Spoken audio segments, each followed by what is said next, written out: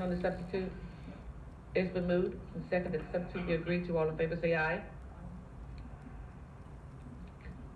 Delegate LaRock? Okay, if we did it in substitute in the committee. Say again? It's just the same substitute. It is. Yes, it is. It's so you've already acted on this substitute. Yes,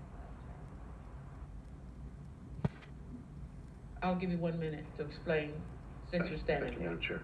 It's very simple. We're dealing with a situation which could potentially involve a school bringing parents into a situation whereby a child was actively transitioning in the school. So we're asking that, and maybe speaking more specifically to the substitute, reacting to input that we had from others after the first hearings. We wanted to make it very clear that situations where a student perhaps had a conversation whereby they would confide in some member of the school personnel that they were contemplating a transition, or maybe how they would speak to their parents about a transition, that we would allow that situation certainly to take place in confidence. But if I may take you to 17, which is where the change occurred, I'll read the B, couple short sentences. Each public elementary and secondary school principal or his designee shall, as soon as practicable, inform at least one parent or minor of a minor student enrolled at such a school if the minor, and I think this is probably the really important active portion of the change, if the minor requests that any individual who's employed in the school participate in the transition of such minor to a sex or gender different from the minor's biological sex in the school, including use of pronouns that are inconsistent with the minor's biological sex. So we're trying to create that a clear delineation of when the parents would optimally be included in this, what's going on in the school, once the child requests. So that's the difference. Well, thank you, Delegate LaRock, and I did not know that this substitute had already been considered as part of the testimony in the subcommittee. Because typically what we do is once they've gone through the subcommittee and any substitutes that are heard there, we don't normally air those again here. So I've given you an opportunity to explain to the committee. I thought you just were treating me specially for some other reason. Okay. It's clear. So yes. I'm back now to Senator Hashmi to renew your motion.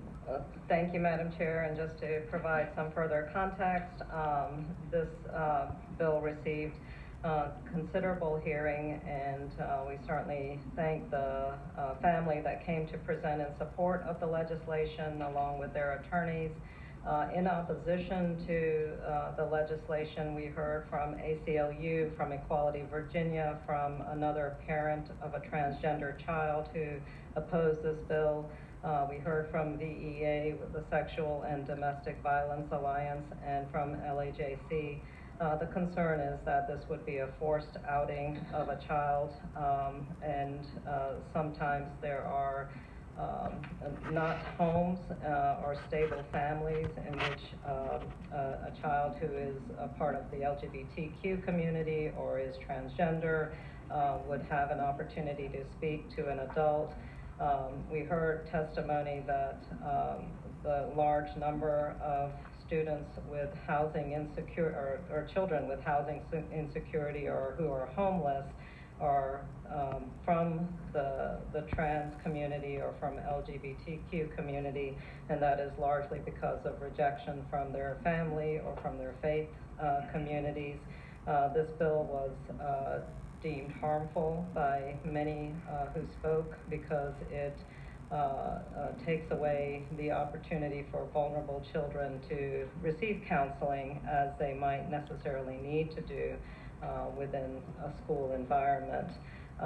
This bill was, there was a motion to report, there was no second, and I move that we pass by indefinitely. Madam Chair. Senator Petersen. I might speak briefly to the motion, which I'm going to support, but I want to respectfully respond to Delegate LaRock and the other witnesses are here, and I believe strongly in parental involvement, and I do agree that you want to keep parents up to speed. What concerned me about this bill, and I've read it through every iteration, I appreciate the patron reaching out to me. I did too. It almost resembles a mandatory reporting bill, which is what we typically do when there's been some type of crime committed against a child or something of that nature. And my hesitation is, and I've been a parent of multiple teenagers, 4, is that if a teenager has a conversation with the teacher or with a coach or with a guidance counselor, that somehow we're gonna put them on blast, then maybe, you know, they're having a conversation that they think is confidential, should be confidential. And again, if it's a surgical procedure, then that may be different, and they'd have to get the parents' consent anyway if it's a surgical procedure. But I feel like this bill, rather than solving the issue, would exacerbate the issue. And the issue is parents and talking to their children, children talking to their parents, and children having the confidence maybe to speak to a teacher and not have to worry about getting put on blast. And so, again, I appreciate the conversation we have. It's an important conversation. These are new issues than when I was in high school in 1985. But I just can't support this bill, and again, I respectfully will support that motion. Perhaps the chairman, 10 seconds in response, if I may. Typically, that's not what we do, since it's already been heard in the subcommittee. And I'm very sympathetic as well. I read that entire case file last night. And some of the things that happened to say were just unimaginable. But we have to deal with the process that we have established here in this committee. And there's a motion, it's already been heard, so we've got to move forward with the motion. Senator Hashmi? I renew the motion that this bill be passed by indefinitely. You heard the motion and the second that the bill be passed by indefinitely. All in favor of that motion, please designate electronically, yea or nay.